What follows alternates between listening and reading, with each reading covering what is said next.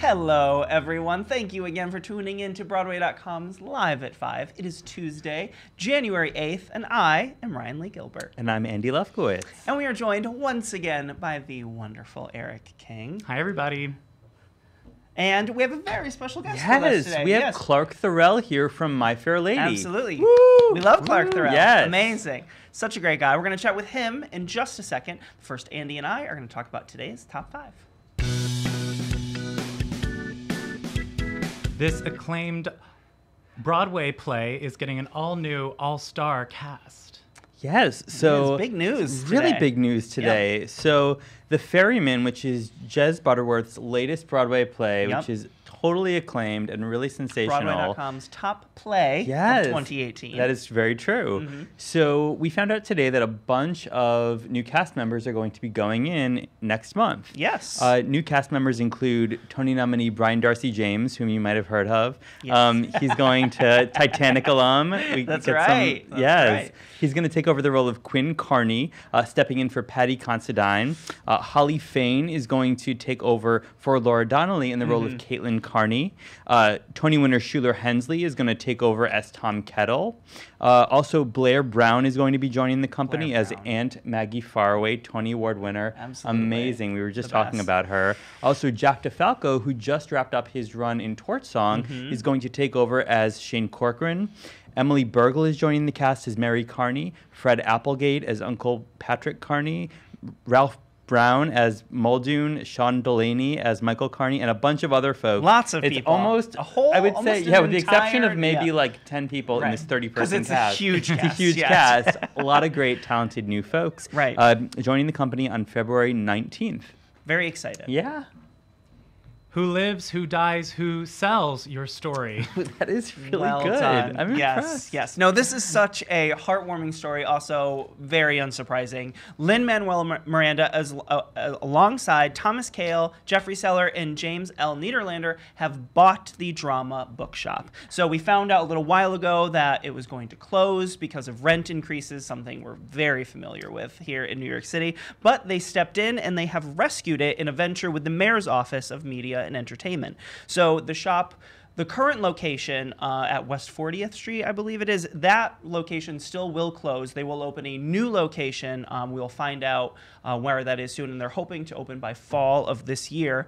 Of course, Thomas Kail and Lin-Manuel Miranda have an attachment to this drama bookshop, which they've spoken a lot about. Thomas Kail's theater troupe operated out of the basement there, and Lynn talked about how he would read plays in the aisles of this shop. It is near and dear to every theater lover's heart, this store, so it's such great news that they are saving it. It will be managed by Seller's office as well.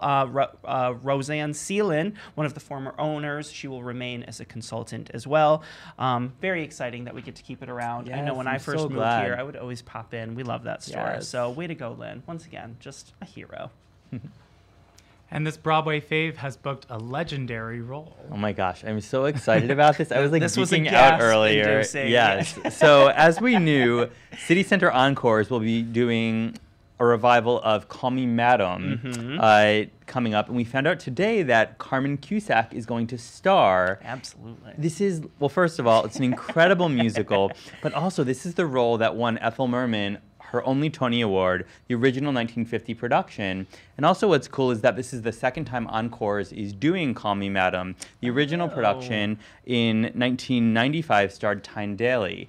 So super excited. So the cast, in addition to Carmen Cusack as Ambassador Sally Adams, will include Emmy winner Carol Kane as Grand Duchess Sophie, Tony nominee Brad Oscar as Senator Gallagher, Tony nominee Lauren Worsham as Princess Maria, Michael Benjamin Washington as Pemberton Maxwell, Ben Davis as Cosmo Constantine, Adam Heller as Congressman Wilkins, and Stanley Wayne Mathis as Senator Brockbank. So this is an amazing cast. So many favorites. Yes, so excited about this. The production of Call Me Madam will run at New York City Center from February 6th through 10th.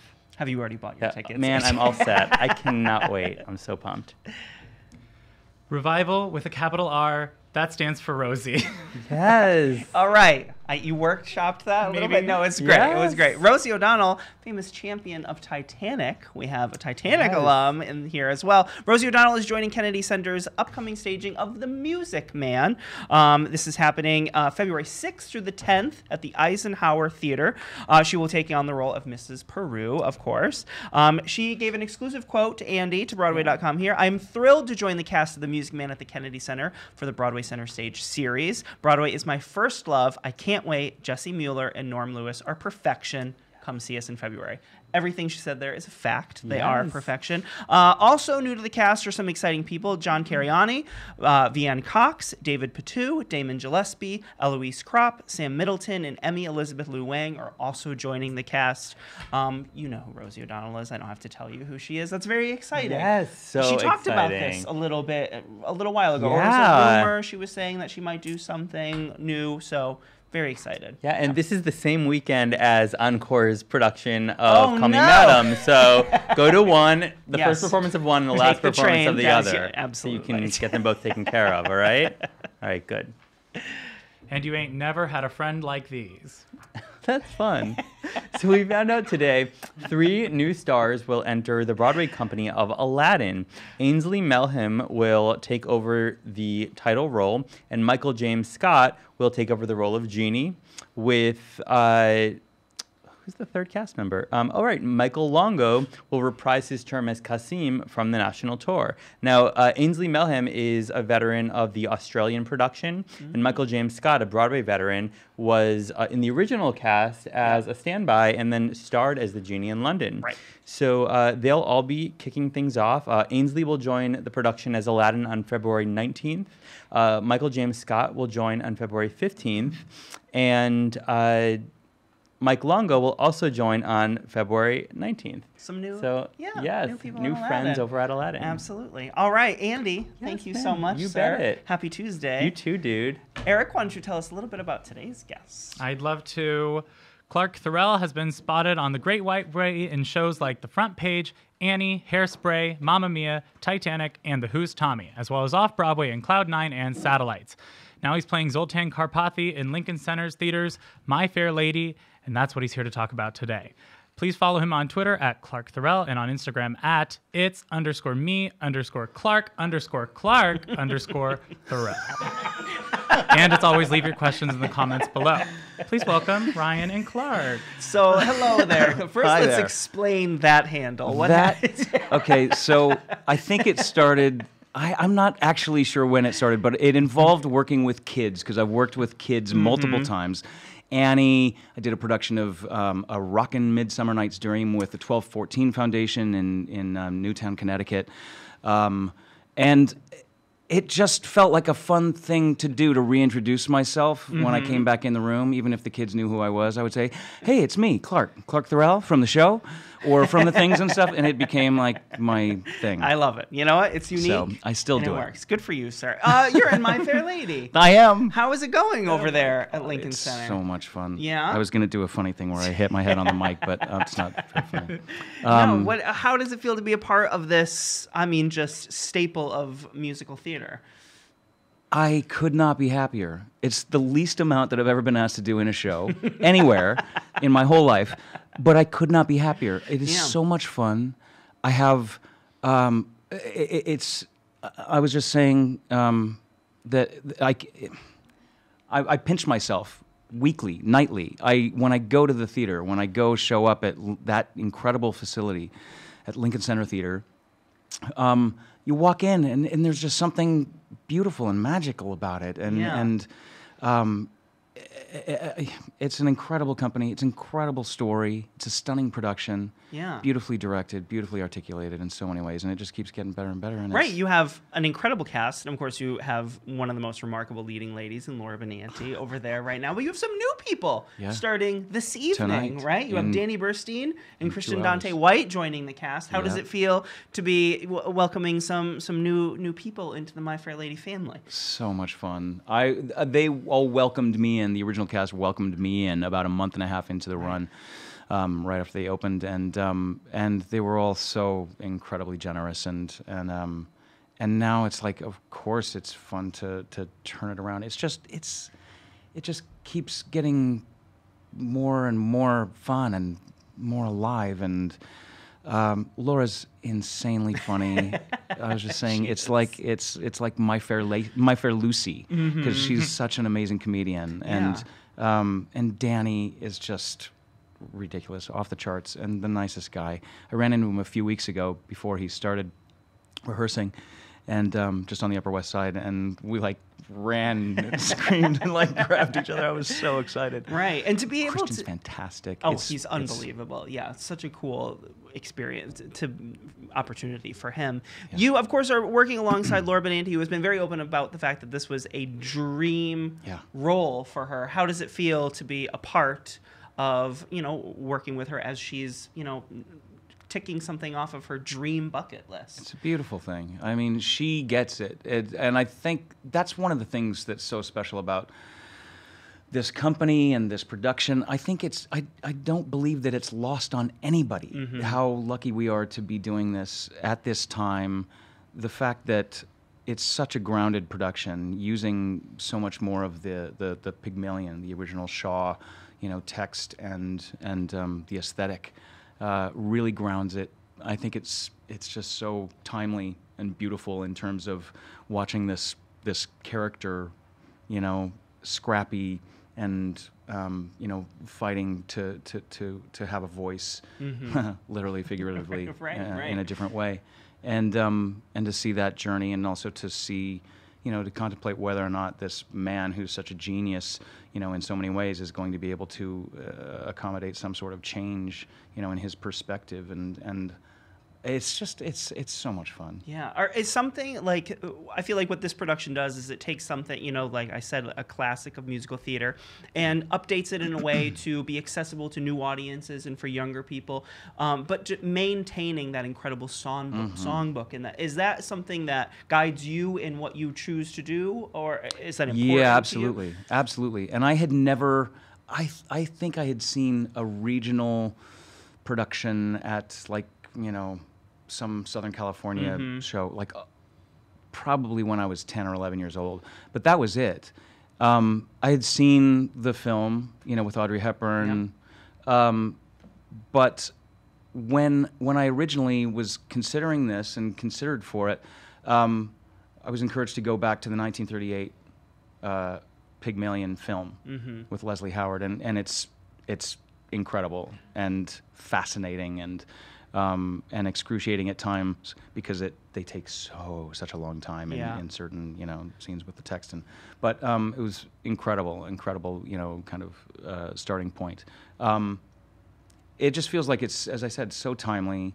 It does speak to audiences, old, young. Absolutely. There are people, you hear people audibly saying, as you're exiting the theater, well, I just wasn't right that she left. And then there are other people saying, no, she had to have left, and she couldn't stay, Right. Which Spoiler alert. Which is the response you would hope to have, theatergoers talking about the production as they're leaving, having that discussion.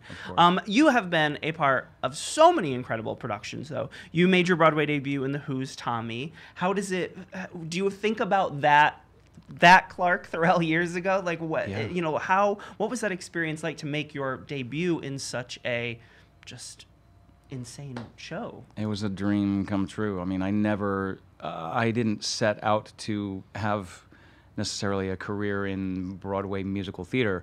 I didn't actually think that it was going to happen that way. But the things lined up in a way that just that happened in a really magical way. I was up for the production in La Jolla.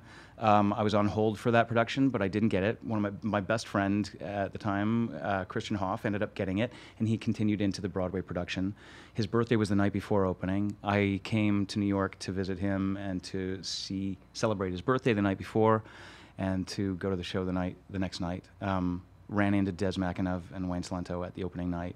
They remembered me. They said they encouraged me to get back here because they were going to be casting the tour soon thereafter. Wow. I did, and I got it. Man. And then I went out for 10 months. I came back and I replaced Christian. And these are some of my dearest friends. Yeah. This is my family. We just celebrated a 25-year anniversary. Pete Townsend was with us down raising money for the PATH Fund and Broadway Cares Equity Fights AIDS. Yeah, it was a dream come true. And Pete Townsend, the Who were like, heroes. What were you say that you didn't think, what, if I may take a detour for, what did you anticipate you were going to get into? What were you initially? I thought I had a cozy life in LA, and I grew up in San Diego and LA, and I thought that I was just going to fast track it into TV and film. Of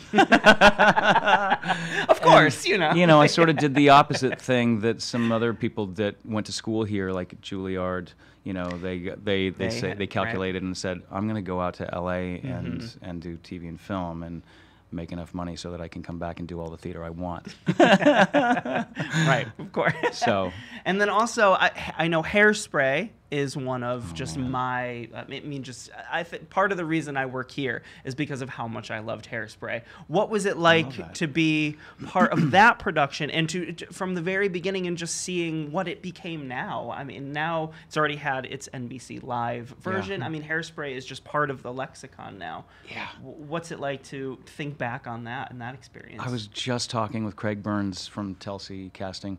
New Year's Eve, we were both at the same party, and we were just talking about it.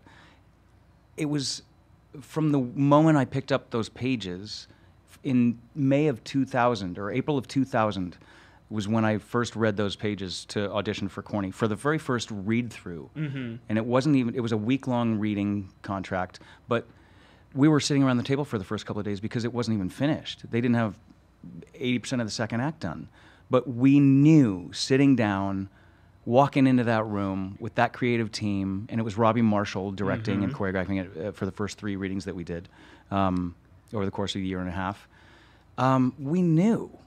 There was just no question of the potential of that material and its voice, and every character had his or her own voice, and leading from the style, the alliteration of John Waters, Corny Collins, Penny Pingleton, all of those things. Right. There's no mistake, and so we all, through the process of 4 developmental readings over the course of 2 years, got to contribute to that in some way, and it's still, our voices still and our stamps still stick into the international productions and regional productions and all that stuff, in the script and in the choreography and things like that.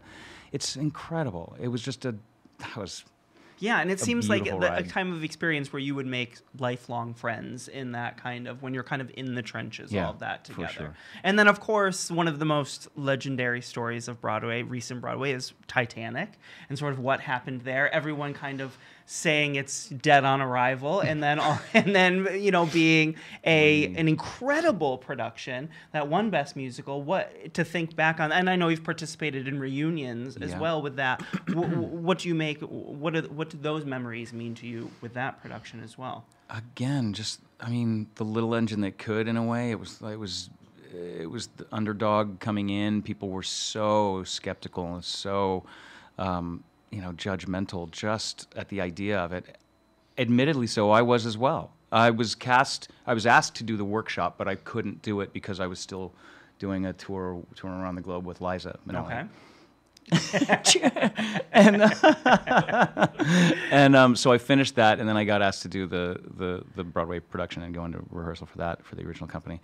And man, it didn't take but a second to become completely engulfed in it. And I think so much of it is an aesthetic that I've always gravitated towards and loved, in terms of stillness and simplicity, and not overstating, not hammering it out or spelling things out so much for people. But if somebody writes in allegory and poetry, and I'm in, because it allows us to connect in a way that I think causes us to think, reflect on our own experiences. I don't know if this makes any sense. No, but I'm following. It was something that it wasn't all spelled out. I mean, of course, that you could do a zillion parodies of Titanic the musical. Sure, yeah. This one spoke so beautifully to the individual characters and their journeys and their hopes and dreams, and I could go on and on. And in the third week of the third week of previews, when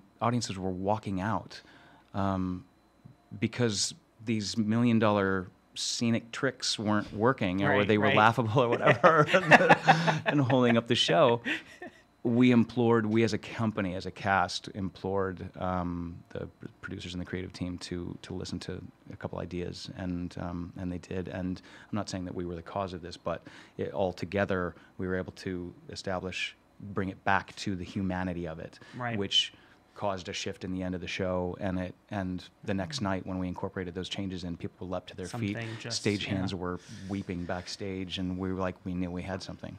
So it was just incredible.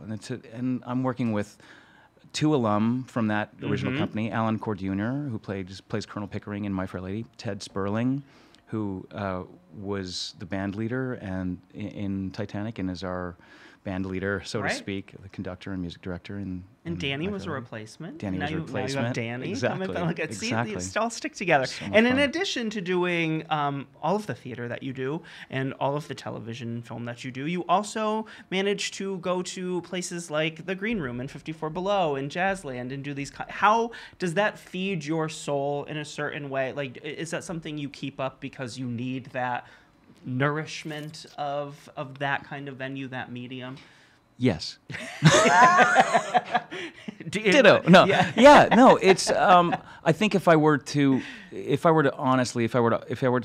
given a choice, choose one thing among over the others, I would always choose music. Yeah. Because that was what first clicked for you. Resonated so hugely and profoundly, and it wasn't musical theater. It was all types of different music. I mean, I was coming up in a time where there was so much going on in the British music scene and American music scene, but I was cutting my teeth on vocal jazz and things like that at the performing arts school I went to.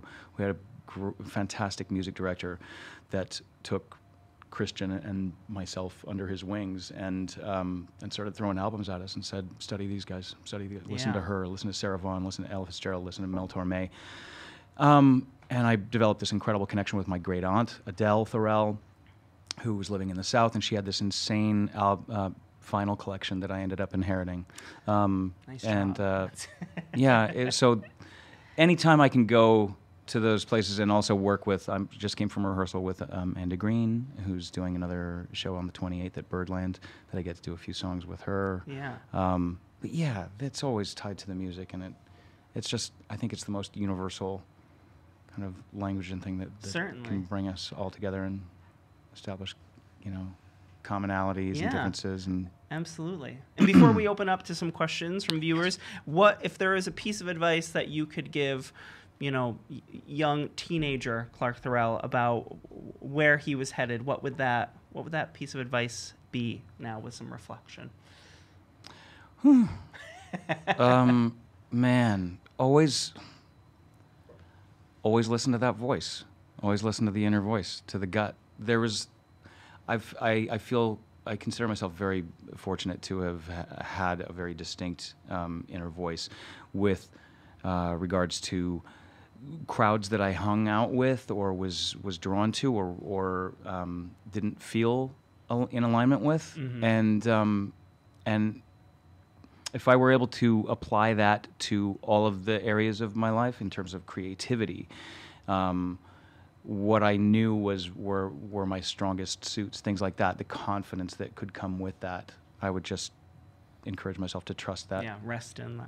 Yeah, absolutely. Good advice. Thanks. Good advice. Eric, what would some of our viewers like to know from These are Clarke? some good questions. Okay, so you hinted a little bit about working with Laura Benanti, but you've also gotten to work with Lauren Ambrose. Yes. And they're just such different actresses. And what has it been like working with those different performances? Alec would like to know.